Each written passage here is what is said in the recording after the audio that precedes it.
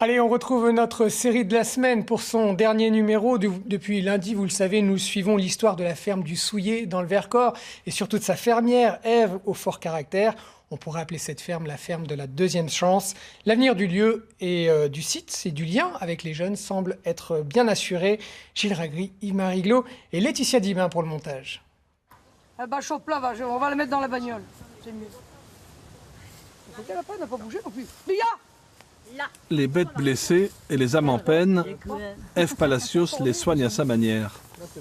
Elle est bergère et elle a attrapé la manie de prendre sous son aile les jeunes dans la galère. Audrey, la porteuse de brebis, s'en est sortie maintenant. Fini les stages à la ferme. Mais elle avait promis de revenir.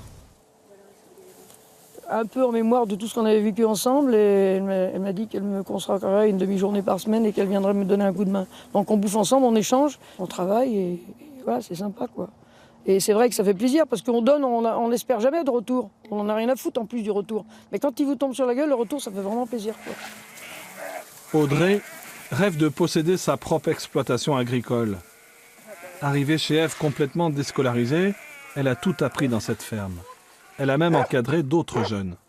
Ça m'a permis de m'ouvrir aux autres et de savoir que j'étais capable d'expliquer aux gens ce qu'il y avait à faire quoi, au final et que de me faire comprendre que je connaissais le métier aussi. Je connaissais quand même pas mal de choses. Donc ça m'a beaucoup aidé de se rendre compte qu'on peut être soi-même capable de quelque chose.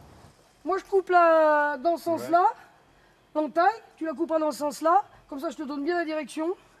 Et puis après, on attaquera par derrière, tire à tendre le câble et on attaque par derrière. Ouais. Allez, action. Histoire de transmission encore.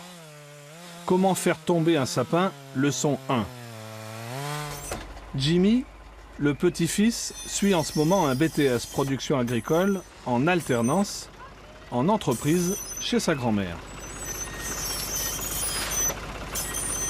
L'autre petit-fils d'Ève, Jeff, était dans l'aventure depuis le début, comme son frère. Une aventure qui a commencé en plein hiver.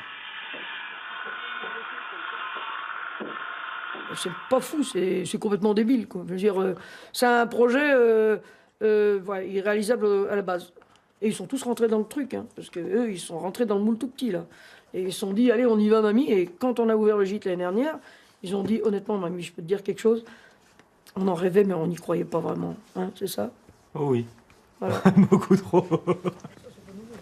Un gîte, car la famille, à grand renfort de travaux, s'est lancée aussi dans l'accueil touristique. Et les deux petits-fils semblent décidés à prendre la relève. C'est magnifique, on voit vraiment, on est au-dessus de l'agglomération. Il y a des moments où on regarde, c'est une petite sensation de diriger le monde, de se sentir grand par rapport aux autres, même si en fait on est tout petit. Mais puis en plus, il y a des faits qui se sont passés dans l'exploitation, qu'on a vécu ici, qui fait qu'on s'est attaché à l'endroit et qu'on a envie de rester, quoi. Jimmy se voit déjà à la tête de l'entreprise agricole. Et les deux frères continueraient l'accueil des jeunes en difficulté. Sauf peut-être pour les cas les plus lourds. Pour eux, Ève, 65 ans aujourd'hui, sera toujours là. C'est viscéral. Quand les gens sont dans la merde, je m'en rends compte. Et j'ai une empathie qui est maladive pour tous les gens qui sont, comme je disais, quand c'est des animaux, moi je garde tous ces tordus.